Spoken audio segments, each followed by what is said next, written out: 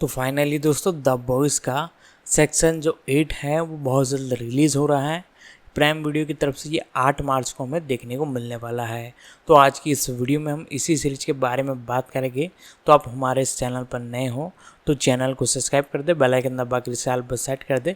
आगे मैं इसकी और डिटेल आपको बताता हूँ, साथ ही साथ पिछले 4 सेक्शनों के बारे में भी जो भी एक तरह से इन्फॉर्मेशन है वो भी हम कवर करेंगे। सारे कुछ इन्फॉर्मेशन है वो आपको इसी वीडियो में बताएंगे। तो आप वीडियो को लाइक कर दें, आगे मैं इसकी और डिटेल आपको बताता हूँ। गार्थ एनिस और डेरिक रॉबर्टसन द्वारा लिखित इसी नाम की कॉमिक बुक श्रृंखला पर आधारित अमेरिकी व्यंग्यात्मक सुपरहीरो टेलीविजन श्रृंखला द बॉयज का 5वां और अंतिम सीजन एरिक क्रिप्के द्वारा टेलीविजन के लिए विकसित किया गया था।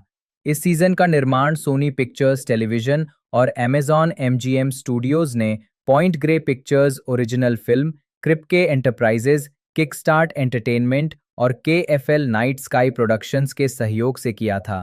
शो के 5वें और अंतिम सीजन में Karl Urban, Jack Quaid, Antony Starr, Erin Moriarty, Jessie T Usher, Laz Alonso, Chace Crawford, Tomer Capone, Karen Fukuhara, Nathan Mitchell, Colby Minifie, Cameron Crovetti, Susan Heyward, Valorie Curry, Jeffrey Dean Morgan और Jensen Ackles जैसे कलाकार पिछले season से वापसी कर रहे हैं। साथ ही डेविड डिक्स भी शामिल हैं। इस सीजन में दुनिया पर होमलैंडर का राज है और एनी जनवरी ने होमलैंडर के खिलाफ एक प्रतिरोध समूह बनाया है, जबकि बाकी टीम बिखरी हुई है। बिली बुचर फिर से प्रकट होता है और होमलैंडर को हराने के लिए द बॉयज को इकट्ठा करता है, जो दुनिया के सभी सुपर हीरोज को खत्म करने में सक्षम वायरस का उपयोग करने के लिए तैयार है। इसका विश्व प्रीमियर 19 मार्च 2026 को इटली के रोम स्थित सिनेमा मॉडर्नो में हुआ। इस सीजन के पहले 2 एपिसोड 8 अप्रैल 2026 को स्ट्रीमिंग सेवा अमेजॉन प्राइम वीडियो पर प्रसारित किए जाएंगे। शेष 6 एपिसोड 20 मई तक साप्ताहिक रूप से रिलीज किए जाएंगे। एपिसोड ये भी देखें। द बॉयज के एपिसोड की सूची बिना किसी विशेष या दिए गए क्रम के। सीजन प्रीमियर के बाद शेष एपिसोड के शीर्षकों में teenage kicks, every one of you sons of bitches, through the heavens fall, one shots, king of hell, the Frenchman, the female and the man called mother's milk और blood and bone शामिल हैं। 14 मई 2024 को Amazon prime video ने श्रृंखला को 5वें season के लिए नवीनीकृत किया।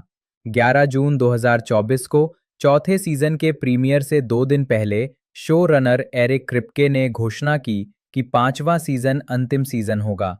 क्रिप्के ने ट्विटर पर यह खबर साझा करते हुए ट्वीट किया, द बॉयज सीजन 4 प्रीमियर सप्ताह, ये घोषणा करने का अच्छा समय है।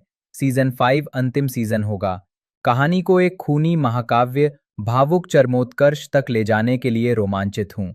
चौथे सीजन के फिनाले के रिलीज होने के बाद क्रिप्के ने पुष्टि की कि वो शुरू से ही 5 साल की योजना बना रहे थे, क्योंकि उस फिनाले की घटनाओं के बाद कोई भी शो एक और सीजन तक नहीं चल सकता, और ये कि अंतिम सीजन शो का सर्वनाश का संस्करण होगा। अमेजॉन एमजीएम स्टूडियो के शीर्ष अधिकारियों में से एक वर्नोन सैंडर्स ने कहा कि द बॉयज का 5वां सीजन हमेशा से ही श्रृंखला के अंतिम सीजन के रूप में योजनाबद्ध था, और उन्होंने समझाया, हमें ये अविश्वसनीय सफलता के दृष्टिकोण और क्रियान्वयन के कारण मिली है, और उन्होंने हमें कुछ समय से बताया है कि उनका मानना है कि ये वास्तव में 5 सीजन की श्रृंखला होनी चाहिए। क्रिप्के ने यह भी कहा, मैं हमेशा इसे 5 सीजन के रूप में देखता हूं। हम एक तरह से उस बिंदु पर हैं जो एक फिल्म के दूसरे भाग के अंत जैसा है, जहां हर कोई वास्तव में अपने सबसे बुरे दौर में है और उन सभी ने अपने अपने व्यक्तिगत संघर्षों का सामना किया है। अब को 5वें सीजन में वास्तव में एक साथ आना होगा और दुनिया को बचाना होगा। इसके अलावा क्रिप्के ने डेडलाइन हॉलीवुड को बताया कि उनके मन में एक अंत है और मोटे तौर पर वहां तक पहुंचने का तरीका भी पता है। उन्होंने कहा, मुझे वो पल पता है जब टाइटल कार्ड आता है और उस पर लिखा होता है 6 महीने बाद, और आप देखते हैं कि हर कोई कहाँ है। मुझे ये पता है, मैं इस कहानी के आखिरी 10 पन्ने अभी लिख सकता हूँ। वैरायटी के साथ एक बात के साक्षात्कार में क्रिप्के ने कहा, हमारे पास लिखने के लिए पूरा एक सीजन है। मुझे इसे पूरा करने के लिए बहुत काम करना है, लेकिन जब हम वहाँ शूटिंग कर रहे होंगे और जब हम आखिरी बार शूटिंग खत्म करेंगे तो वो बहुत गड़बड़ होगी। 5वें और अंतिम सीजन में जेनसेन एकल्स सोल्जर बॉय के रूप में एक नियमित भूमिका में वापसी करेंगे। जेनसेन एकल्स की सोल्जर बॉय के रूप में वापसी का संकेत देते हुए क्रिप्के ने कहा, ये आखिरी बार नहीं होगा जब हम उन्हें देखेंगे। 26 जुलाई 2024 को सैन डिएगो कॉमिक कॉन में उनकी वापसी की आधिकारिक पुष्टि के बाद क्रिप्के ने कहा, वो सीजन 5 में काफी नजर आएंगे। हम चाहते हैं कि वो एक महत्वपूर्ण किरदार निभाएं। उनके और होमलैंडर के बीच पिता पुत्र की गहरी भावनाएं हैं जिन्हें दिखाने का मौका हमें कभी नहीं मिला और जिनमें हमारी काफी दिलचस्पी है।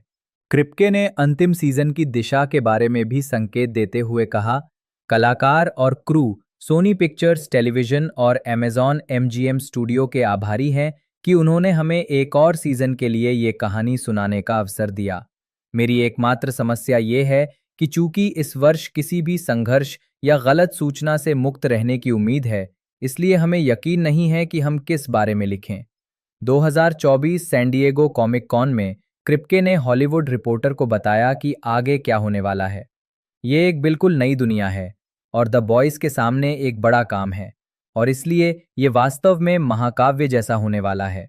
एसडीसीसी 2024 में गेम्स रेडार प्लस के साथ एक इंटरव्यू में क्रिप्के ने 5वें और अंतिम सीजन के बेहद बड़े प्रलयकारी होने का संकेत देते हुए कहा कि शायद बहुत सारी मौतें होंगी।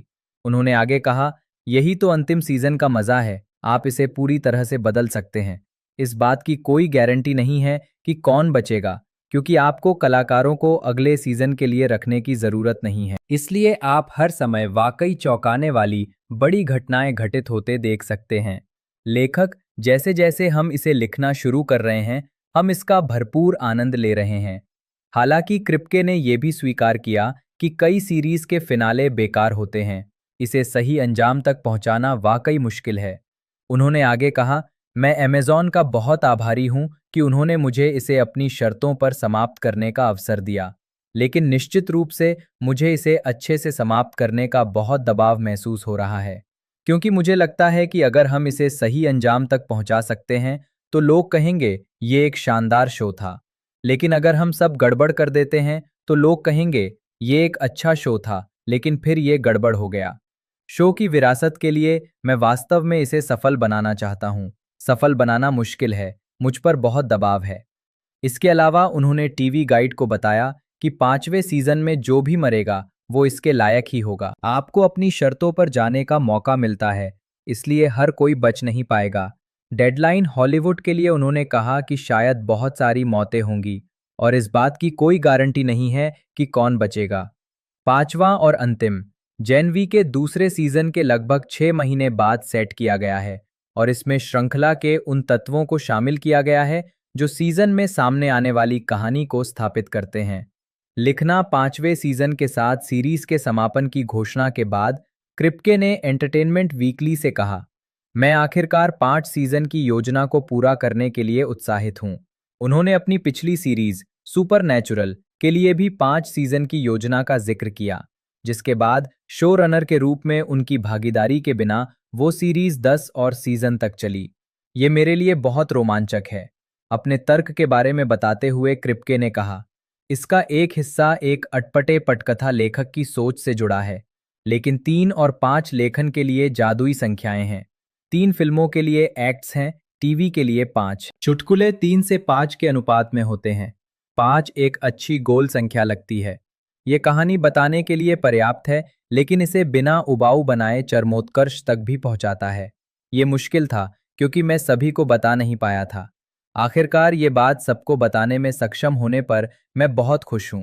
उन्होंने पिछले सीजन के अंत का हवाला देते हुए निष्कर्ष निकाला, जो कि उससे पहले वाले सीजन के अंत जैसा ही था, और कहा, यही मेरी दलील का एक हिस्सा था। कोई भी सीजन 4 को देखे बिना अंत में ये महसूस किए बिना नहीं रह सकता कि ये अगले साल खत्म हो रहा है ना? तो बेहतर होगा कि हम इसकी घोषणा कर दें ताकि लोग इसे उस रोमांचक और शानदार अंत की ओर बढ़ते हुए एहसास के साथ देख सकें, जिसकी मुझे उम्मीद है। कोलाइडर से बात करते हुए क्रिप्के ने इस सीजन में होमलैंडर के किरदार के बारे में एक झलक दी। अगर आप उसे उसकी सभी असुरक्षाओं और आघातों के साथ सचमुच असीमित शक्ति देते हैं, तो ये उसके द्वारा किए जाने वाले कार्यों का एक रूप है। लेकिन कई फांसीवादी भी ऐसे ही होते हैं जो कमजोर और संवेदनशील होते हैं और अंततः अहंकार से प्रेरित होते हैं, चाहे वे खुद को कितना भी नायक के रूप में पेश करें। सीरीज के फिनाले के बारे में स्टार कोल्बी मिनीफी ने खुलासा किया कि उन्होंने पहले ही अंत पढ़ लिया है और यह एक बेहद संतोषजनक फिनाले है। इसे पढ़ते हुए मैं भावुक हो गई थी। कार्ल अर्बन ने कहा कि इस सीजन में दांव बहुत ऊंचे हैं और पहले ही एपिसोड से हम किरदारों को मरते हुए देखेंगे, जिससे दर्शकों को लगेगा कि कोई भी सुरक्षित नहीं है और ये सब सच में हो रहा है। ढलाई महीनों की अटकलों और चर्चा के बाद एरिक क्रिप्के की पिछली श्रृंखला सुपरनैचुरल के पूर्व सह कलाकार जेरेड पेडालेकी 5वें और अंतिम सीजन में एक अज्ञात भूमिका में दिखाई देंगे। 26 जुलाई 2024 को यह घोषणा की गई कि एकल्स एक नियमित कलाकार के रूप में वापसी करेंगे। सोल्जर बॉय के रूप में एकल्स को वापस लाने के अपने कारणों पर विस्तार से बताते हुए क्रिप्के ने कहा, हमने महसूस किया कि हमने होमलैंडर और सोल्जर बॉय के बीच पिता पुत्र के रिश्ते को ज्यादा नहीं खोजा था। इसमें बहुत कुछ है। सोल्जर बॉय होमलैंडर के बारे में कैसा महसूस करता है, होमलैंडर अपने पिता के बारे में कैसा महसूस करता है, और इसलिए हम वास्तव में उस रिश्ते में गहराई से जाना चाहते थे। उन्होंने ये भी खुलासा किया कि सीजन 3 में बुचर द्वारा धोखा दिए जाने के बाद सोल्जर बॉय वास्तव में बुचर को मारने के लिए दृढ़ संकल्पित है। इसलिए वो एक उत्कृष्ट खलनायक है जो पाला बदलकर सुपर हीरोज के साथ हो सकता है। हम उसे वापस लाने के लिए वास्तव में उत्साहित थे और जेनसन उसकी दुखद कुरूपता के बावजूद हमने सोचा कि हमें उसे एक मौका देना चाहिए। जेरेड पेडालेकी, जिन्होंने इससे पहले क्रिप्के द्वारा निर्मित सुपरनैचुरल में अभिनय किया था, इस शो की कास्ट में शामिल हो गए हैं। क्रिप्के ने पेडालेकी को कास्ट करने में रुचि व्यक्त करते हुए कहा, मुझे लगता है कि मुझे सुपरनैचुरल पोकेमॉन का अपना खेल पूरा करना है। इस पर पेडालेकी ने जवाब देते हुए कहा, ठीक है, मैं बस इतना कहूंगा। आज क्रिप्के और मैंने टेक्स्ट मैसेज पर बात की, स्क्रिप्ट अभी लिखी नहीं गई है, लेकिन मुझे लगता है कि वो कह रहे थे कि शूटिंग 2025 तक शुरू भी नहीं होगी। तो हाँ, मैं क्रिप्के के नए प्रोजेक्ट में काम करने जा रहा हूँ। मुझे पहली बार बहुत मज़ा आया था, इसलिए मुझे यकीन है कि यहाँ भी मुझे बहुत मज़ा आएगा। मुझे ये शो बहुत पसंद है।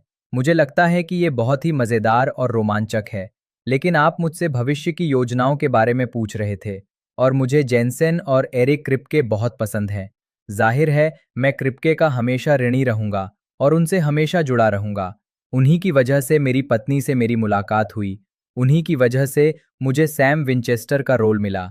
उन्हीं की वजह से सुपरनैचुरल शो शुरू हुआ। इसलिए उनके साथ ऐसे शो में काम करना जिसका मैं आनंद लेता हूँ। मैं सोच रहा हूँ, हाँ, मैं कब आऊँ, लेकिन मुझे नहीं लगता कि हम कम से कम जनवरी से पहले शूटिंग शुरू करेंगे। जुलाई 2024 में क्रिप्के ने वैरायटी को बताया, मैं जेरेड से बात कर रहा हूँ। हम एक दूसरे को मैसेज भेज रहे हैं। मुझे अभी पता नहीं है कि ये एक एपिसोड का गेस्ट रोल होगा या कुछ बड़ा। हम अभी भी ये पता लगाने की कोशिश कर रहे हैं कि उनके लिए सबसे अच्छी भूमिका क्या होगी, लेकिन मैं जेरेड को जरूर लाऊंगा। हर कोई कहता है तुम अपने सुपरनैचुरल पोकेमॉन इकट्ठा कर रहे हो, लेकिन सच तो ये है कि मैं उनसे प्यार करता हूँ और आप उन लोगों के साथ काम करने की कोशिश करते हैं जिनसे आप प्यार करते हैं, और इससे काम और भी मज़ेदार हो जाता है और मैं उन लोगों से बहुत प्यार करता हूँ। फरवरी 2025 में मिशा कॉलिंस के साथ अतिथि भूमिकाओं में पेडालेकी की कास्टिंग को आधिकारिक कर दिया गया। कॉलिंस ने खुलासा किया कि उनके और पेडालेकी के अलावा सुपरनैचुरल अभिनेताओं के कई कैमियो होंगे। सितंबर 2024 में ये घोषणा की गई कि डेविड डिक्स को सीजन के लिए एक मुख्य भूमिका में लिया गया है, जिसे मार्च 2026 में ओ फादर के रूप में प्रकट किया गया था। अक्टूबर 2024 में ये घोषणा की गई कि मेसन डाई बॉम्बसाइट के रूप में एक अतिथि भूमिका में सीजन में दिखाई देंगे।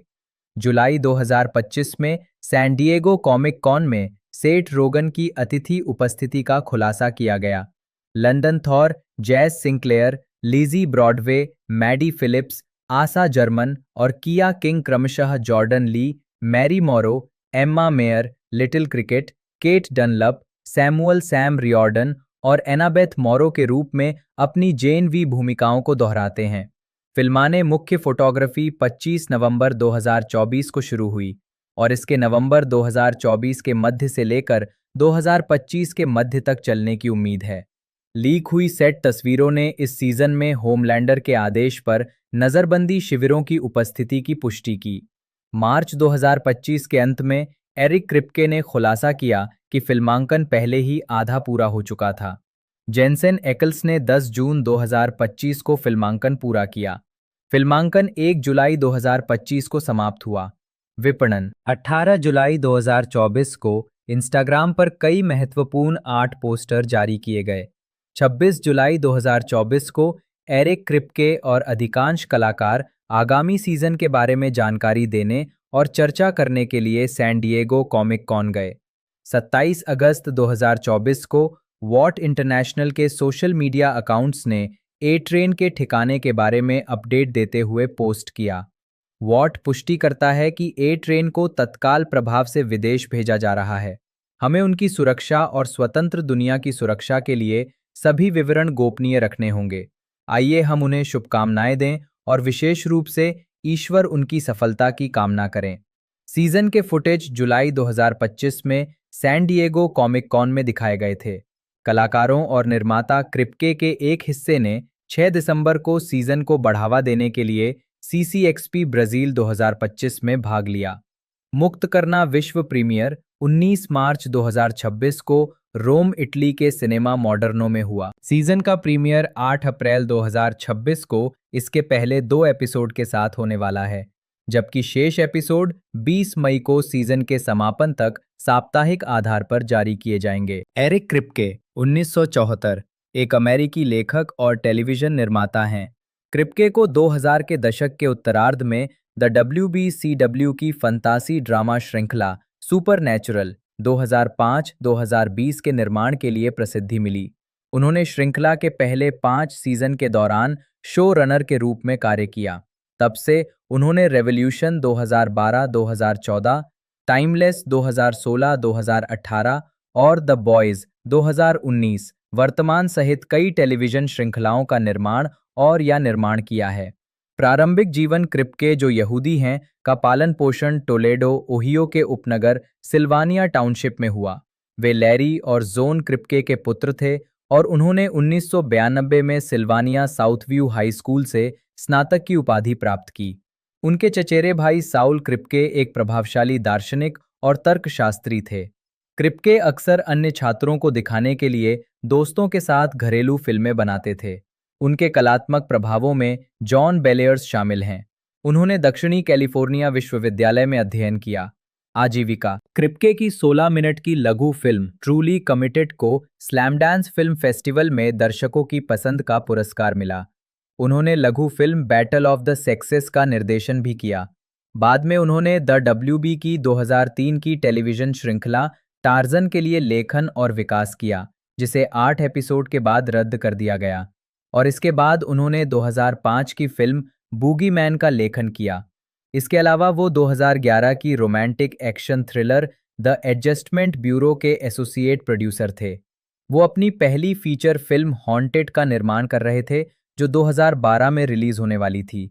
अगस्त 2011 में ये घोषणा की गई थी कि क्रिप्के DC कॉमिक्स के चरित्र डेडमैन पर आधारित द CW टेलीविजन नेटवर्क के लिए एक श्रृंखला विकसित कर रहे थे, लेकिन कोई श्रृंखला साकार नहीं हुई।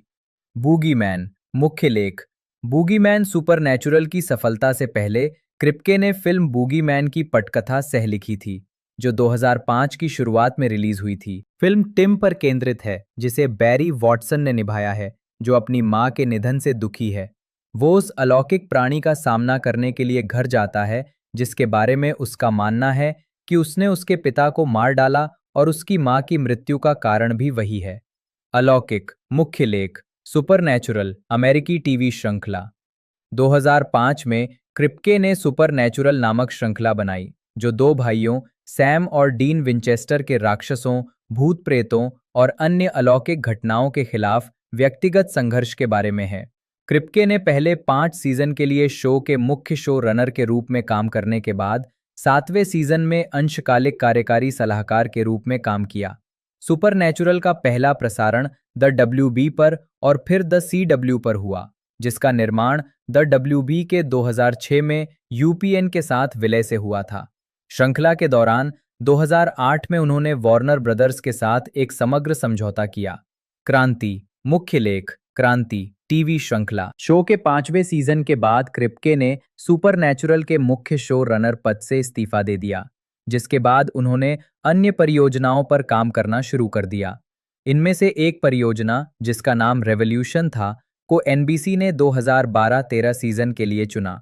ये श्रृंखला एक सर्वनाश के बाद की दुनिया में जीवित रहने और अपने प्रियजनों से फिर से मिलने के लिए संघर्ष कर रहे पात्रों के एक समूह पर केंद्रित है, जहां सभी इलेक्ट्रॉनिक उपकरण रहस्यमय तरीके से काम करना बंद कर चुके हैं, और ये श्रृंखला ब्लैकआउट को हल करने के उनके संघर्ष के इर्द गिर्द घूमती है।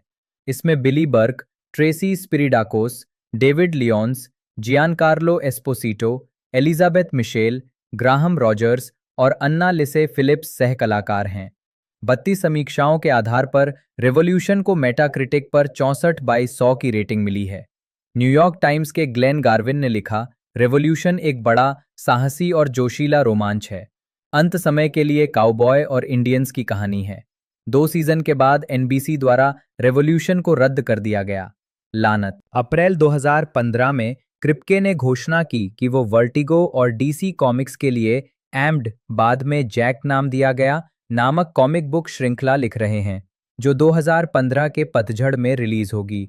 कहानी जोश ज़ैफ़े नामक एक न्यूरोटिक पारिवारिक व्यक्ति के इर्द गिर्द घूमती है, जो अपनी एकाग्रता बढ़ाने और अपने अवसाद से बाहर निकलने के लिए एक ऑनलाइन स्मार्ट पिल खरीदता है, लेकिन उसे आश्चर्य होता है कि गोली उसे अलौकिक शक्ति देती है, जिससे वो एक सुपर हीरो बनने की कोशिश करता है। साथ ही यूएसए नेटवर्क के लिए एक टीवी रूपांतरण विकसित किया जा रहा था, जिसमें क्रिप्के लेखक और कार्यकारी निर्माता दोनों की भूमिका निभा रहे थे। श्रृंखला का सह निर्माण क्रिप्के एंटरप्राइजेज और वॉर्नर होराइजन टेलीविजन द्वारा किया जाना था। कुसमय मुख्य लेख, टाइमलेस, अमेरिकी टीवी श्रृंखला। अगस्त 2015 में ये घोषणा की गई कि क्रिप्के अपने साथी लेखक शॉन रयान के साथ मिलकर एनबीसी के लिए एक एक्शन एडवेंचर शो टाइमलेस विकसित कर रहे हैं। बैक टू द फ्यूचर और मिशन इम्पॉसिबल का मिश्रण के रूप में वर्णित टाइमलेस एक ऐसे अनोखे तिकड़ी की कहानी है जो इतिहास की रक्षा के लिए अज्ञात अपराधियों से लड़ने के लिए समय यात्रा करते हैं। रयान और क्रिप्के ने पटकथा सहलिखी और डेविस एंटरटेनमेंट के जॉन डेविस, जॉन फॉक्स और मिडकिट प्रोडक्शंस के साथ मिलकर कार्यकारी निर्माता के रूप में काम किया। एक सीजन के बाद रद्द होने पर प्रशंसकों ने एक अभियान चलाया ताकि श्रृंखला को एक छोटे दूसरे सीजन के लिए पुनर्जीवित किया जा सके, लेकिन रेटिंग में सुधार न होने पर इसे फिर से रद्द कर दिया गया। लड़के, मुख्य लेख, द बॉयज टीवी श्रृंखला। 6 अप्रैल 2016 को ये घोषणा की गई कि सिनेमैक्स कॉमिक बुक पर आधारित एक टेलीविजन श्रृंखला बना रहा है। इस प्रोडक्शन को क्रिप्के, इवान गोल्डबर्ग और सेठ रोगन मिलकर विकसित कर रहे थे। क्रिप्के श्रृंखला की कहानी लिखने वाले थे, जबकि गोल्डबर्ग और रोगन निर्देशन करने वाले थे। क्रिप्के, गोल्डबर्ग, रोगन, नील एच मॉरिड्स, पावन शेट्टी, ओरी मार्मर, जेम्स वीवर, केन लेविन और जेसन नेटर कार्यकारी निर्माता थे। गार्थ एनिस और डेरिक रॉबर्टसन सह कार्यकारी निर्माता थे। श्रृंखला से जुड़ी प्रोडक्शन कंपनियों में point grey television, original film और सोनी पिक्चर्स टेलीविजन शामिल थीं। शो के निर्माण कार्य के लिए क्रिप्के को 2021 में उत्कृष्ट ड्रामा श्रृंखला के लिए एमी नामांकन मिला। कार्ल हेंस अर्बन, जन्म 7 जून 1972, न्यूजीलैंड के एक अभिनेता हैं। उनके करियर की शुरुआत न्यूजीलैंड की फिल्मों और टेलीविजन श्रृंखलाओं जैसे कि जेना वॉरियर प्रिंसेस में अभिनय से हुई। हॉलीवुड में उनकी पहली भूमिका 2002 की हॉरर फिल्म गोस्ट शिप में थी।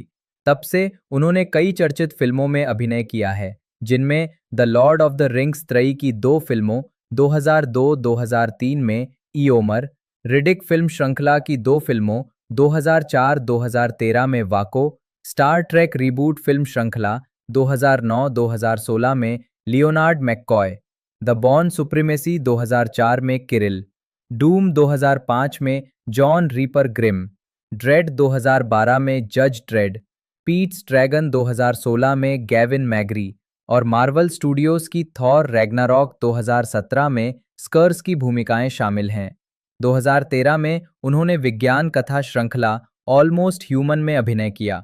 2019 से 2026 तक उन्होंने अमेज़न प्राइम वीडियो की सुपर हीरो स्ट्रीमिंग टेलीविजन श्रृंखला द बॉयज में बिली बुचर के रूप में अभिनय किया है और 2022 की फिल्म द सी बीस्ट में एक चरित्र को आवाज दी है। प्रारंभिक जीवन। अर्बन का जन्म न्यूजीलैंड के वेलिंगटन में हुआ था।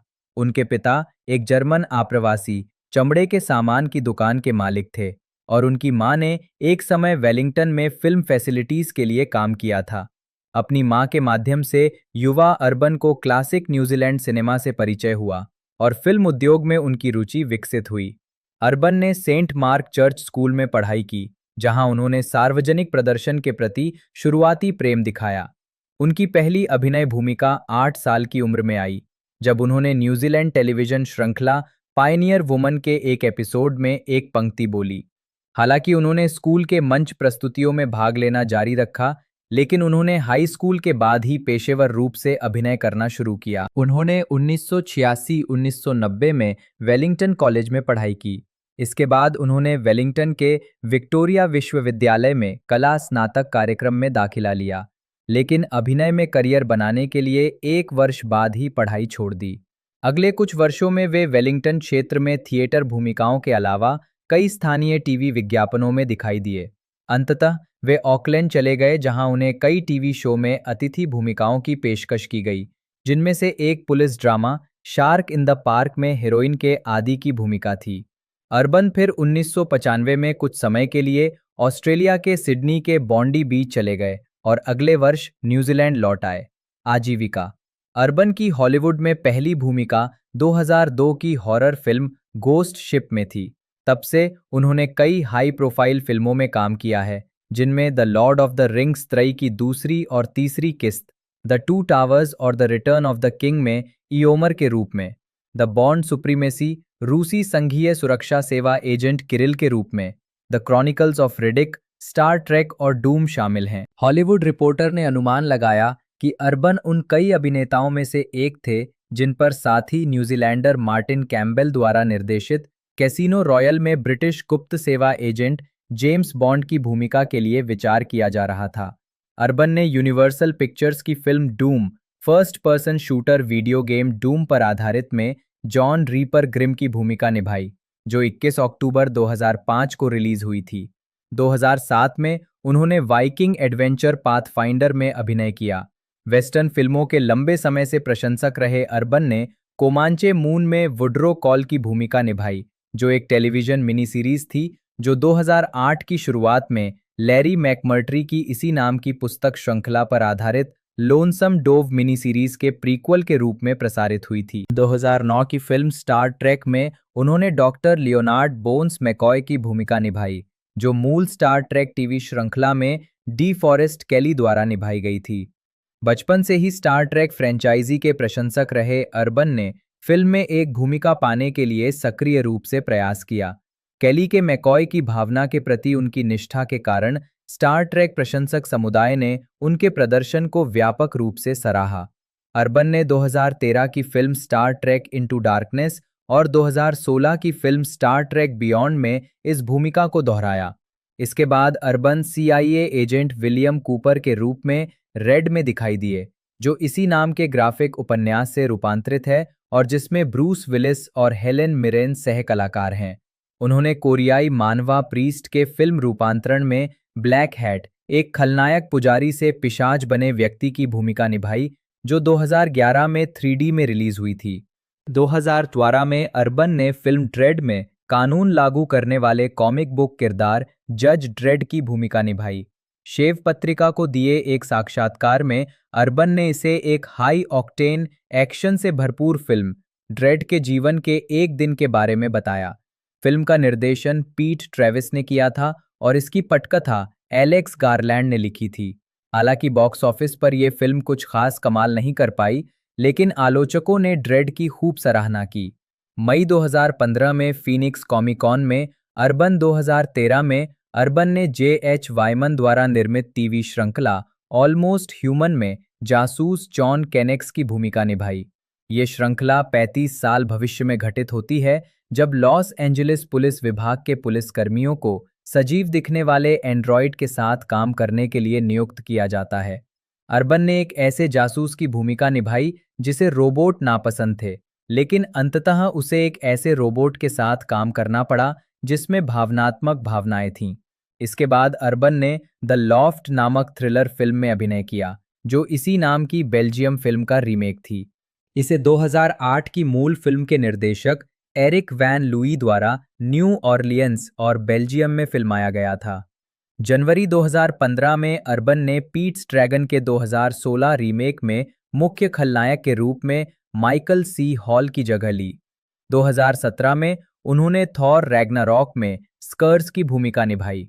इसके अलावा 2017 में अर्बन ने action thriller acts of vengeance में एंटोनियो बैंडेरस और रॉबर्ट फोर्स्टर के साथ एक मनोरोगी पुलिस वाले की भूमिका निभाई। अर्बन ने 2019 में star Wars the rise of Skywalker में एक स्टॉर्म ट्रूपर के रूप में कैमियो किया। उन्होंने 2022 में द सी बीस्ट में मुख्य भूमिका को आवाज दी। 2019 से अर्बन ने Amazon prime video series the boys में विलियम बिली बुचर के रूप में अभिनय किया है। वो आगामी मॉर्टल कॉम्बैट 2 फिल्म में जॉनी केज के रूप में अभिनय करने वाले हैं। निजी जीवन। सितंबर 2004 में अर्बन ने अपनी लंबे समय की साथी नताली विहोंगी से शादी की, जो 2000 की टेलीविजन फिल्म द प्राइवेटियर्स के लिए उनकी मेकअप आर्टिस्ट थीं। उनके 2 बेटे हैं, हंटर और इंडियाना। उनके दूसरे बेटे का नाम इंडियाना जोन्स फ्रेंचाइजी के नायक के नाम पर रखा गया था, जिसे उन्होंने अपनी पसंदीदा फिल्म श्रृंखलाओं में से एक बताया है। वे न्यूजीलैंड के ऑकलैंड के समृद्ध हर्ने बे इलाके में रहते थे। इस जोड़े ने जून 2014 में अपने अलगाव की घोषणा की।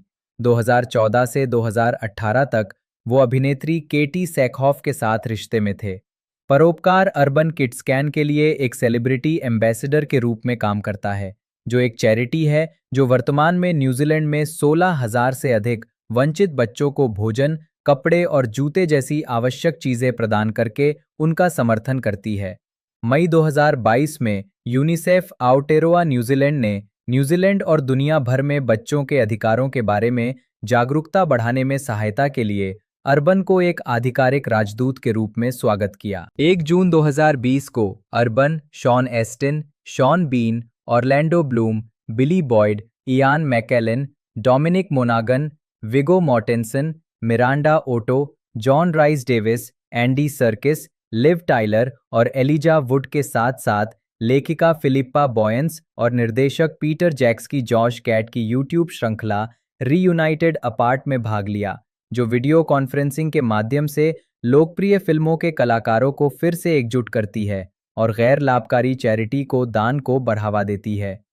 फिल्मोग्राफी पतली परत वर्ष शीर्षक भूमिका नोट्स 1992 चुनुक बैर वेलिंगटन सैनिक 1998 स्वर्ग झाड़ू देने वाला उपग्रह के माध्यम से पॉल 2000 राक्षसों के बारे में अकाट्य सत्य हैरी बैलार्ड दूध की कीमत लूटना 2002 खाली जहाज मुंडर The Lord of the Rings The Two Towers Eomer 2003 The Lord of the Rings The Return of the King Broadcast Film Critics Association Award for Best Cast Critics Choice Movie Award for Best Acting Ensemble National Board of Review Award for Best Cast, Screen Actors Guild Award for Outstanding Performance by a Cast in a Motion Picture, Phoenix Film Critics Society Award for Best Cast के लिए नामांकित। 2004 Riddick की गाथाएं, साइबेरियाज, Vaako The Bourne Supremacy, Kirill 2005 कयामत John Reaper Grimm नामांकित। Fangoria chainsaw award में सबसे खूनी पिटाई के लिए ड्वेन जॉनसन के साथ। 2006 अप्रत्याशित समय पर निक हार्वे सर्वश्रेष्ठ सहायक अभिनेता के लिए क्वांटास फिल्म और टेलीविजन पुरस्कार जीता। जैक हेनरी क्वेड, जन्म 24 अप्रैल 1992, एक अमेरिकी अभिनेता हैं। अभिनेता मेग रयान और डेनिस क्वेड के पुत्र, वे चरित्र अभिनेता रैंडी क्वेड के भतीजे भी हैं। उन्होंने dystopian film the hunger games 2012 में एक छोटी भूमिका के साथ अपने अभिनय करियर की शुरुआत की। क्वेड ड्रामा सीरीज विनाइल 2016 के मुख्य कलाकारों में शामिल थे और फिल्म लोगन लकी 2017 में उनकी सहायक भूमिका थी। व्यंग्यात्मक सुपरहीरो सीरीज द बॉयज 2019 वर्तमान में सतर्कतावादी ह्यूई कैम्पबेल के रूप में उनकी भूमिका ने उन्हें पहचान दिलाई। क्वेड ने स्टार ट्रेक लोअर डेक्स 2020-2024 श्रृंखला में ब्रैड बोइमलर और माई एडवेंचर्स विद सुपरमैन 2023 वर्तमान में सुपरमैन को आवाज दी है। उन्होंने स्लैशर फिल्म स्क्रीम 2022 में रिची किर्श और ओपेनहाइमर 2023 में भौतिक विज्ञानी रिचर्ड फेनमैन की भूमिका निभाई है और तब से उन्होंने कंपेनियन और नोवोकेन दोनों 2025 फिल्मों में मुख्य भूमिकाएं निभाई हैं। प्रारंभिक जीवन। क्वेड का जन्म 24 अप्रैल 1992 को लॉस एंजलिस में हुआ था। वे मैग रयान और डेनिस क्वेड के इकलौते बच्चे थे। वे सांता मोनिका कैलिफोर्निया के क्रॉसरोड्स स्कूल में बैड मूवी क्लब के अध्यक्ष थे और उन्होंने 3 साल तक NYU टिस्क स्कूल ऑफ आर्ट्स में पढ़ाई की। आजीविका। 2012 में क्वेड ने फिल्म द हंगर गेम्स में मार्वल के रूप में अपने फिल्मी करियर की शुरुआत की। 2013 में उन्होंने the hunger games catching fire में एक कैमियो भूमिका में मार्वल के रूप में एक फ्लैशबैक दृश्य में अभिनय किया। हंगर गेम्स फ्रेंचाइजी से जुड़ने के बाद क्वेड ने कई स्वतंत्र फिल्मों में काम किया, जिनमें उनकी अपनी फिल्म रोडीज भी शामिल है, जिसे क्राउड सोर्सिंग वेबसाइट इंडीगोगो पर दान के माध्यम से वित्त पोषित किया गया था। इस दौरान वो स्केच कॉमेडी ट्रूप स्केच का हिस्सा थे, जो 2013 से 2017 तक सक्रिय था। उन्होंने दर्जनों कॉमेडी वीडियो बनाए और लॉस एंजलिस क्षेत्र में लाइव प्रदर्शन किया। क्वेड ने अन्य हास्य वेब सीरीज और लघु फिल्मों में भी अभिनय किया। क्वेड 2016 की अल्पकालिक टेलीविजन श्रृंखला विनाइल के मुख्य कलाकारों में दिखाई दिए। 2017 में वो स्टीवन सोडरबर्ग की डकैती कॉमेडी लोगन लकी में दिखाई दिए और horror comedy film tragedy girls में जॉर्डन वेल्च के रूप में अभिनय किया। 2019 सैन डिएगो कॉमिक कॉन में क्वेड 2019 से क्वेड ने द बॉयज के मुख्य किरदार ह्यूगी कैम्बेल की भूमिका निभाई है। क्वेड और उनकी द बॉयज की सह कलाकार एरिन मोरियार्टी दोनों 2018 में क्रीडेंस क्लियर वाटर रिवाइवल के गीत Have You Ever Seen the Rain के संगीत वीडियो में दिखाई दिए। क्वेड ने CBS All Access Animated Series Star Trek Lower Decks 2020-2024 में एनसाइन ब्रैड बोइमलर की भूमिका को आवाज दी। इससे पहले उन्होंने animated series Harvey girls forever में भी आवाज दी थी। क्वेड ने 2019 की रोमांटिक कॉमेडी +1 में भी अभिनय किया और 2022 के स्क्रीम रिबूट में भी दिखाई दिए। 2023 में क्वेड ने Star Trek strange new worlds के साथ एक क्रॉसओवर में एनसाइन ब्रैड बोइमलर के लाइव एक्शन संस्करण की भूमिका निभाई, जिसका नाम दो ओल्ड साइंटिस्ट्स था। क्वेड ने क्रिस्टोफर नोलन की ऐतिहासिक महाकाव्य फिल्म ओपेनहाइमर 2023 में भौतिक विज्ञानी रिचर्ड फेनमैन के रूप में सहायक भूमिका निभाई। 2024 में वो ऑनलाइन श्रृंखला हाफ इन द बैग में निक प्लिंकेट के रूप में और बेस्ट ऑफ द वर्स्ट के एक एपिसोड में दिखाई दिए। 2025 में क्वेड ने कंपेनियन में जोश की भूमिका निभाई, जो शीर्षक रोबोट आइरिस का प्रेमी था। नोवोकेन में क्वेड ने मुख्य पुरुष किरदार नेथन केन की भूमिका निभाई, जहां आलोचकों ने एक्शन कॉमेडी की कहानी को आगे बढ़ाने की उनकी क्षमता की प्रशंसा की। निजी जीवन 2025 में कायत क्वेड ने 2016 से 2021 तक अभिनेत्री लिजी मैग्रोडर को डेट किया। फरवरी 2024 में क्वेड ने पुष्टि की कि वो ऑस्ट्रेलियाई अभिनेत्री और द बॉयज की सह कलाकार क्लाउडिया डॉमिट को डेट कर रहे हैं। सिडनी में द बॉयज सीजन 3 के प्रेस टूर के दौरान दोनों को हाथ पकड़े हुए देखे जाने के बाद से 2022 से ही दोनों के बीच रोमांटिक संबंध होने की खबरें आ रही हैं। जुलाई 2024 में क्वेड ने नेपो बेबी कहे जाने पर अपनी प्रतिक्रिया दी। द डेली बीस्ट के साथ एक पॉडकास्ट साक्षात्कार में उन्होंने अपनी विशेषाधिकार प्राप्त स्थिति को स्वीकार किया और इस लेबल से सहमति जताते हुए कहा कि हालांकि शुरुआती दौर में प्रतिनिधित्व मिलने से उन्हें अपने करियर में काफी फायदा हुआ, लेकिन उन्होंने अपनी योग्यता साबित करने के प्रयासों पर जोर दिया। अतीत में उनके पिता ने भी टिप्पणी की थी कि क्वेड अपनी सफलता खुद हासिल करने के लिए दृढ़ संकल्पित थे, जिसका जिक्र उन्होंने द हंगर गेम्स में उनकी पहली फिल्म के संदर्भ में किया था। वहीं उनकी मां ने इस लेबल की आलोचना करते हुए इसे अपने बेटे की कार्य नैतिकता, प्रतिभा और विशेषाधिकार प्राप्त स्थिति के प्रति जागरूकता को नजरअंदाज करने वाला बताया। एंटनी स्टार, जन्म 25 अक्टूबर 1975, न्यूजीलैंड के एक अभिनेता हैं। वे टेलीविजन पर अपनी भूमिकाओं के लिए सबसे ज्यादा जाने जाते हैं, जैसे कि आउटरेजियस फॉर्च्यून 2005 तरह 10 श्रृंखला में जेथरो और वैन वेस्ट की दोहरी भूमिकाएं, सिनेमैक्स श्रृंखला बंशी 2013 तरह 16 में लूकस हुड और अमेज़न प्राइम वीडियो की सुपर हीरो स्ट्रीमिंग टेलीविजन श्रृंखला द बॉयज और इसके स्पिन ऑफ 2019 वर्तमान में होमलैंडर, जिसके लिए उन्हें व्यापक प्रशंसा मिली। 2012 में आई ऑस्ट्रेलियाई फिल्म विश यू वेयर हियर में अपने अभिनय के लिए स्टार ने अन्य पुरस्कारों के साथ साथ सर्वश्रेष्ठ सहायक अभिनेता का AATCTA पुरस्कार जीता। उन्हें आफ्टर द वाटरफॉल 2010 में अपने अभिनय के लिए सर्वश्रेष्ठ अभिनेता के न्यूजीलैंड फिल्म पुरस्कार के लिए नामांकित किया गया था। प्रारंभिक जीवन। स्टार का जन्म वेलिंगटन, न्यूजीलैंड में हुआ था। बड़े होकर उन्हें सर्फिंग का शौक था और उन्होंने कराटे का प्रशिक्षण लिया।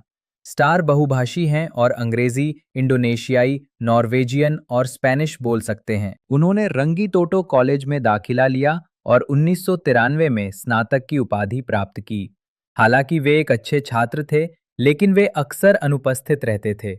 उन्होंने स्कूल में नाटक की कक्षाएं लीं और विभिन्न प्रस्तुतियों में अतिरिक्त कलाकार के रूप में काम किया। अंततः उन्होंने अभिनय को पूर्णकालिक पेशे के रूप में अपनाया। इस दौरान उन्होंने एक पेट्रोल स्टेशन पर भी काम किया। आजीविका। 1995-2017 प्रारंभिक कार्य और महत्वपूर्ण सफलता। स्टार ने 1990 के दशक की शुरुआत में शॉर्टलैंड स्ट्रीट में एक छोटी भूमिका के साथ अपने पेशेवर अभिनय करियर की शुरुआत की और ज़ेना वॉरियर प्रिंसेस में अतिथि भूमिकाएं निभाईं। 2001 में स्टार को मर्सी पीक में टॉड वैन डेर वेल्टर के रूप में एक अतिथि भूमिका मिली, जो उन्होंने शो के तीनों सीजन में निभाई। उन्हें शॉर्टलैंड स्ट्रीट नामक सोप ओपेरा में लंबे समय से चल रहे किरदार वेवरली विल्सन के भाई की भूमिका भी मिली। मिन्नी क्रोजियर के किरदार को हटाए जाने के दौरान वे कुछ हफ्तों के लिए दिखाई दिए। स्टार ने कहा कि उन्हें शो की तेज गति पसंद नहीं थी और उन्हें लगा कि इससे उनके अभिनय पर असर पड़ा। तब से स्टार के टेलीविजन करियर में बच्चों की श्रृंखला हार्ड आउट में एक मुख्य कलाकार की भूमिका और पीईटी डिटेक्टिव्स और स्ट्रीट लीगल में अतिथि भूमिकाएं शामिल हैं। साथ ही सीरियल किलर्स में एक संक्षिप्त भूमिका भी शामिल है, जो कि आउटरेजियस फॉर्च्यून के सह-निर्माता जेम्स ग्रिफिन द्वारा लिखी गई कॉमेडी श्रृंखला है। 2012 में विश यू वेयर हियर के प्रीमियर पर स्टार, जुड़वां भाई वैन और जेथरो वेस्ट की भूमिका निभाने के लिए स्टार को 2007 में एयर न्यूजीलैंड स्क्रीन अवार्ड में सर्वश्रेष्ठ अभिनेता का पुरस्कार मिला। साथ ही उसी वर्ष क्वांटास टेलीविजन अवार्ड्स और एशियन टीवी अवार्ड्स में भी सर्वश्रेष्ठ अभिनेता का पुरस्कार मिला। टीवी गाइड के पाठकों ने भी 2007 के TV guide best on the box people's choice awards में स्टार को सर्वश्रेष्ठ अभिनेता चुना। 2005 में उन्हें आउटरेजियस फॉर्च्यून में अपनी भूमिका के लिए पहले क्वांटास टेलीविजन अवार्ड्स में सर्वश्रेष्ठ अभिनेता नामित किया गया था। आउटरेजियस फॉर्च्यून की पहली सीरीज के निर्माण के दौरान स्टार ने टोआ फ्रेजर की पहली फीचर फिल्म नंबर 2 की शूटिंग भी की, जो 2006 की शुरुआत में न्यूजीलैंड में रिलीज हुई थी। स्टार की अन्य फिल्मों में रॉजर डोनाल्डसन की द वर्ल्ड्स फास्टेस्ट इंडियन अमेरिकी कॉमेडी फिल्म विदाउट अ पैडल और ब्रैड मैगैन की फीचर फिल्म इन माई फादर्स डेन शामिल हैं। आउटरेजियस फॉर्च्यून की दूसरी और तीसरी सीरीज के बीच स्टार ने कुछ दोस्तों के साथ मिलकर एक लघु फिल्म पर काम किया। स्टार ने सेक्स विद स्ट्रेंजर्स 2005 के दूसरे संस्करण में मंच पर प्रस्तुति दी। 2004 में स्टार ने 2 थिएटर प्रस्तुतियों में अभिनय किया, ऑकलैंड के सिलो थिएटर में क्लोजर और हेराल्ड थिएटर में कॉलिन मिशेल द्वारा निर्देशित सेक्स विद स्ट्रेंजर्स।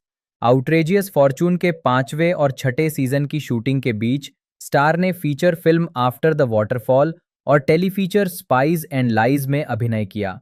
2011 में स्टार ने ऑस्ट्रेलियाई पुलिस ड्रामा रश के कलाकारों में शामिल होकर सीनियर सार्जेंट चार्ली लुइस की भूमिका निभाई। उन्होंने लोडाउन की दूसरी श्रृंखला में भी एक भूमिका निभाई थी। 2013 से 2016 तक स्टार ने टेलीविजन श्रृंखला बंशी में अभिनय किया, जो अमेरिकी टेलीविजन पर उनकी पहली भूमिका थी। उन्होंने एक अनाम पूर्व अपराधी की भूमिका निभाई, जो 15 साल जेल में बिताने के बाद लूकास हुड की पहचान अपना लेता है और बंशी का नया शेरिफ बन जाता है। अपनी पूर्व प्रेमिका अनास्तासिया से फिर से जुड़ने की कोशिश में दोनों को पता चलता है कि वो अपने पुराने रूप का एक अलग हिंसक संस्करण बन गया है। शो का चौथा और अंतिम सीजन अप्रैल 2016 में शुरू हुआ। 2016 में ही स्टार ने सीबीएस अपराध रहस्य श्रृंखला अमेरिकन गॉथिक में मुख्य किरदार गैरेट हॉथॉर्न की भूमिका निभाई। 2018 वर्तमान द बॉयज को विश्वव्यापी पहचान मिली। 2020 सांता बारबरा अंतर्राष्ट्रीय फिल्म महोत्सव में स्टार जनवरी 2018 में ये घोषणा की गई कि स्टार को अमेज़न स्टूडियो द्वारा गार्थ एनिस और डेरेक रॉबर्टसन की इसी नाम की कॉमिक बुक पर आधारित श्रृंखला द बॉयज में होमलैंडर के रूप में चुना गया है। इस श्रृंखला में वो कार्ल अर्बन के साथ अभिनय करते हैं जो न्यूजीलैंड के ही हैं। स्टार ने कहा, हमारे पास एक अमेरिकी शो है जिसमें एक कीवी एक अमेरिकी हीरो साइकोपैथ की भूमिका निभा रहा है और दूसरा कीवी एक अंग्रेज की भूमिका निभा रहा है। ये एक अजीबोगरीब मिश्रण है। पहला सीजन जुलाई 2019 में अमेज़न प्राइम पर रिलीज हुआ, जिस पर इसे अच्छी दर्शक संख्या मिली। द बॉयज का दूसरा सीजन सितंबर 2020 में रिलीज हुआ, तीसरा सीजन जून 2022 में रिलीज हुआ। इन श्रृंखलाओं को लगातार प्रशंसा और सफलता मिली। स्टार का प्रदर्शन शो का एक उत्कृष्ट तत्व बनकर उभरा और उन्हें एक अभिनेता के रूप में स्थापित किया। हालांकि शुरुआत में उन्होंने इस भूमिका को खारिज कर दिया था। द न्यूयॉर्क टाइम्स के साथ एक साक्षात्कार में उन्होंने स्वीकार किया, मेरे पास बैड सुपरमैन के अलावा और कुछ खास नहीं था, इसलिए मैंने लगभग गुस्से में आकर ऑडिशन दिया, उसे फेंक दिया, भेज दिया और कहा, ये रहा तुम्हारा ऑडिशन। अप्रॉक्स की कैरी विटमर ने स्टार की प्रशंसा करते हुए लिखा, वो अपनी भयावह निगाहों या खतरनाक मुस्कान से डर, रोमांच और हास्य का सृजन करते हैं। स्क्रीन रेंट की हन्ना गेयरन ने स्टार को द बॉयज का सबसे बेहतरीन हिस्सा कहा और बताया कि वो संतुलित संवादों के साथ एक रोंगटे खड़े कर देने वाला प्रदर्शन करते हैं, जिससे होमलैंडर स्वाभाविक लगता है। लॉस एंजलिस टाइम्स के माइकल ऑर्डोना ने होमलैंडर को टीवी का सबसे दिलचस्प खलनायक बताया। हॉलीवुड इनसाइडर की अम्हारा चैम्बरलेन ने स्टार के होमलैंडर को सर्वकालिक महान खलनायकों में स्थान दिया और उनकी भूमिका की तुलना किंग जॉफ्री, स्ट्रिंगर बेल और गुस्तावो फ्रिंग जैसे किरदारों से की। पहले सीजन के रिलीज होने के बाद से दर्शकों और आलोचकों दोनों ने स्टार को एमी पुरस्कार दिलाने के लिए अभियान चलाया है। वैरायटी ने स्टार के होमलैंडर को 21वीं सदी के 100 सबसे महान टीवी प्रदर्शनों में स्थान दिया। इसके बाद स्टार ने the boys spin off series में होमलैंडर की भूमिका निभाई, जिसमें animated the boys presents diabolical 2022 में उनकी आवाज़ शामिल है और जेन वी 2023 में उनका एक कैमियो भी था। यही किरदार video game call of duty modern warfare 2 2022 में एक डीएलसी के रूप में दिखाई दिया, जिसे स्टार ने आवाज़ दी थी और उन्हीं के जैसा बनाया गया था। इस किरदार की झलक 2024 के वीडियो गेम मॉर्टल कॉम्बैट 1 में भी दिखाई दी। फिल्मों की बात करें तो उन्होंने 2023 में 2 फीचर फिल्मों में काम किया। पहली एक्शन ड्रामा द कॉवेनेंट थी, जिसमें जेक गिलेनहॉल ने अभिनय किया था। इसके बाद स्टार ने हॉरर फिल्म कॉबवेब में एक नियंत्रण करने वाले पिता की मुख्य भूमिका निभाई। पॉलीगॉन के जोशुआ रिवेरा ने स्टार की प्रशंसा करते हुए कहा, स्टार उन परेशान पुरुषों को चित्रित करने में माहिर हैं जिन्होंने सामान्यता को मुखौटे की तरह पहनना सीख लिया है। द बॉयज का चौथा सीजन 13 जून 2024 को अमेज़न प्राइम वीडियो पर प्रीमियर हुआ और सभी सीजन में सबसे अधिक दर्शक संख्या हासिल की। स्टार के अभिनय को एक बार फिर सकारात्मक सराहना मिली। उन्होंने 2024 प्राइम टाइम एमी अवार्ड्स में जियान कार्लो एस्पोसिटो और कैथी बेट्स के साथ लिमिटेड या एंथोलॉजी सीरीज या मूवी में सर्वश्रेष्ठ सहायक अभिनेत्री का पुरस्कार प्रस्तुत किया। उन्होंने 2023 में 2 क्रिटिक्स चॉइस सुपर अवार्ड्स जीते, एक सुपर हीरो सीरीज में सर्वश्रेष्ठ अभिनेता और एक सीरीज में सर्वश्रेष्ठ खलनायक के लिए, और 2025 में टेलीविजन पर सर्वश्रेष्ठ सहायक अभिनेता के लिए एक सैटर्न अवार्ड जीता। वो वियोला डेविस अभिनीत एक्शन थ्रिलर G20 में एक आतंकवादी नेता के रूप में दिखाई दिए। ये 10 अप्रैल 2025 को अमेज़न प्राइम वीडियो पर रिलीज हुई। एंटरटेनमेंट वीकली के जॉर्डन हॉफमैन ने एक मिश्रित समीक्षा में स्टार के प्रभावशाली चित्रण और संवाद प्रस्तुति की प्रशंसा की। स्टार्क द बॉयज के 5वें सीजन में होमलैंडर के रूप में वापसी करने वाले हैं। निजी जीवन 16 सितंबर 2016 को एंटनी ने लॉस एंजलिस कैलिफोर्निया में अभिनेत्री एमा लहाना के खिलाफ तलाक के लिए अर्जी दी। इस समय उनकी शादी के बारे में जानकारी जनता को नहीं है। 4 मार्च 2022 को ये बताया गया कि स्टार को स्पेन के एलिकांटे में एक स्थानीय पब में 21 वर्षीय व्यक्ति पर हमला करने के बाद गिरफ्तार किया गया था। उसे 12 महीने की निलंबित जेल की सजा सुनाई गई और जेल जाने से बचने के लिए उसने मुआवजे के तौर पर $5,530 का भुगतान किया। फिल्मोग्राफी पतली परत, वर्ष शीर्षक भूमिका नोट्स 2004। मेरे पिता की गुफा में, गैरेथ मुसीबत में फंस जाना, बिली न्यूवुड 2005। दुनिया का सबसे तेज भारतीय, जेफ 2006। नंबर 2, खोलीदार, एरिन एलियर मोरियार्टी, जन्म 24 जून 1994, एक अमेरिकी अभिनेत्री हैं। वो द बॉयज 2019 श्रृंखला में एनी जनवरी स्टारलाइट की भूमिका के लिए जानी जाती हैं। द बॉयज से पहले उन्होंने जेसिका जोन्स 2015, ट्रू डिटेक्टिव 2014 और रेड विडो 2013 जैसी श्रृंखलाओं में उल्लेखनीय भूमिकाएं निभाईं। टेलीविजन के अलावा उन्होंने द किंग्स ऑफ समर और कैप्टन फैंटास्टिक जैसी प्रशंसित स्वतंत्र फिल्मों में भी काम किया है। प्रारंभिक जीवन, मोरियार्टी का जन्म और पालन पोषण न्यूयॉर्क शहर में हुआ था। उन्होंने 11 साल की उम्र में अभिनय शुरू किया। 2005 में सामुदायिक थिएटर में एनी के रूप में अभिनय किया। हाई स्कूल से स्नातक होने पर उन्होंने अभिनय करने के लिए कॉलेज जाने को स्थगित कर दिया। आजीविका मोरियार्टी को किशोरावस्था में ही अपने पहले पेशेवर रोल मिले। उन्होंने television series One Life to Live और Law and Order Special Victims Unit में अभिनय किया। उनके उल्लेखनीय शुरुआती रोल 2012 की कॉमेडी फिल्म द वॉच में विंस वॉन की बेटी के रूप में थे। 2013 की indie comedy The Kings of Summer में निक रॉबिन्सन के किरदार की प्रेमिका केली के रूप में, और ABC drama series red window में नताली के रूप में, एक बेटी जिसे अपने पिता की हत्या का पता लगाना है, जिसका कभी संगठित अपराध से संबंध था। इसके बाद उन्हें 2013 में रिलीज हुई science fiction film after the dark में सहायक भूमिका मिली, और उन्होंने ट्रू डिटेक्टिव के पहले सीजन में ऑड्रे हार्ट के रूप में एक आवर्ती भूमिका निभाई, जो वुडी हैरेल्सन के किरदार की शरारती बेटी थी। सितंबर 2014 में इंडीवायर ने एरिन मोरियार्टी को 20 साल से कम उम्र के सर्वश्रेष्ठ अभिनेताओं में से एक नामित किया। उसी वर्ष उन्हें ओइजा में कास्ट किया गया था, लेकिन रीशूट के बाद उनके दृश्यों को अंतिम फिल्म से हटा दिया गया था।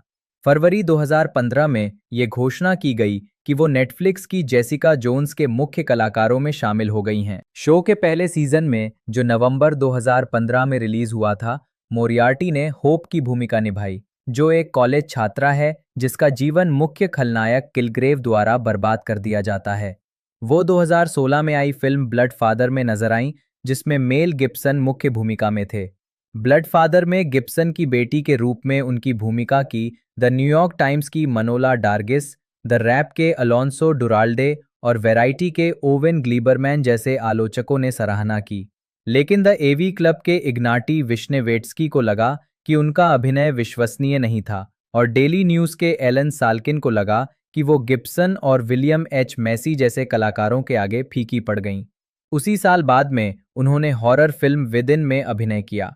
मोरियार्टी ने समीक्षकों द्वारा प्रशंसित फिल्म कैप्टन फैंटास्टिक में भी सहायक भूमिका निभाई, जिसमें उन्होंने जॉर्ज मैके के किरदार की प्रेमिका का किरदार निभाया। इस फिल्म के लिए उन्हें मोशन पिक्चर में एक कास्ट द्वारा उत्कृष्ट प्रदर्शन के लिए स्क्रीन एक्टर्स गिल्ड अवार्ड के लिए नामांकित किया गया था। जून 2016 में उन्हें एलडी एंटरटेनमेंट की feature film the miracle season में डैनिका यारोश और हेलन हंट के साथ मुख्य भूमिका में लिया गया था। ये फिल्म 2018 में रिलीज हुई थी। 2018 में ही वो the extraordinary journey of the फकीर और मॉन्स्टर पार्टी फिल्मों में भी दिखाई दी। उसी वर्ष बाद में वो ड्रिवन में दिखाई दी, जो उस स्टिंग ऑपरेशन पर आधारित है जिसने ऑटो मुगल जॉन डेलोरियन को गिरा दिया था। फिल्म का प्रीमियर 2018 वेनिस फिल्म फेस्टिवल में हुआ था, और इसे 2017 में तूफान मारिया के दौरान प्योर्टो रिको में फिल्माया गया था। दिसंबर 2017 में उन्हें अमेज़न स्टूडियो द्वारा गार्थ एनिस और डेरेक रॉबर्टसन की इसी नाम की कॉमिक बुक के ढीले रूपांतरण द बॉयज में एनी जनवरी स्टारलाइट के रूप में कास्ट किया गया था। ये श्रृंखला जुलाई 2019 में रिलीज हुई थी। शो के दूसरे सीजन का प्रीमियर सितंबर 2020 में हुआ था, जबकि तीसरे सीजन को शुरू में 2021 में रिलीज करने की योजना थी, लेकिन इसे 3 जून 2022 तक स्थगित कर दिया गया था। मार्च 2024 में मोरियार्टी को वुडी हैरेल्सन, ओवेन विल्सन और अन्य के साथ neo noir thriller lips like sugar में कास्ट किया गया था। फिल्मांकन उसी महीने शुरू हुआ। निजी जीवन द बॉयज में अपनी भूमिका को लेकर मोरियार्टी को स्त्री विरोधी ट्रोलिंग का सामना करना पड़ा है। 17 जनवरी 2024 को पत्रकार और मीडिया हस्ती मेगन कैली ने प्लास्टिक सर्जरी की सामाजिक बीमारी पर एक सेगमेंट चलाया, जिसके दौरान उन्होंने अनुमान लगाया कि मोरियार्टी ने अपने चेहरे को संवारने के लिए प्लास्टिक सर्जरी करवाई है। 26 जनवरी 2024 को मोरियार्टी ने इसका खंडन किया, केली के बयानों को स्त्री विरोधी उत्पीड़न बताया और कहा कि उनकी शक्ल में जो बदलाव हुए हैं वे प्राकृतिक उम्र बढ़ने, वजन कम होने और मेकअप के कारण हैं। उन्होंने ये भी घोषणा की कि केली के बयानों के परिणाम स्वरूप वो इंस्टाग्राम से एक लंबा ब्रेक लेंगी। 3 फरवरी 2024 को मोरियार्टी प्लेटफॉर्म पर वापस लौटीं और अपने प्रशंसकों को उनके समर्थन के लिए धन्यवाद दिया। मई 2025 में मोरियार्टी को ग्रेव्स रोग का निदान हुआ। फिल्मोग्राफी पतली परत वर्ष शीर्षक भूमिका नोट संदर्भ 2012 घड़ी चेल्सी मैकेलिस्टर 2013 ग्रीष्म ऋतु के राजा केली 2014 अंधेरे के बाद विवियन। तो दोस्तों ये जो सीरीज है इसके 2 एपिसोड हमें 8 मार्च को देखने को मिलेंगे और बाकी के बच्चे जो एपिसोड है वो वीकली वाइज कर हमें देखने को मिलेंगे। तो इस तरीके से ये हमें देखने को मिल रही है सेक्शन 5 के साथ ये सीरीज। बाकी मैंने सारी कुछ इन्फॉर्मेशन आपको बता दी है। वीडियो आपको अच्छी लगी तो लाइक कीजिएगा, ज़्यादा से ज़्यादा हो सके तो शेयर कीजिएगा। मिलते हैं अगले वीडियो में।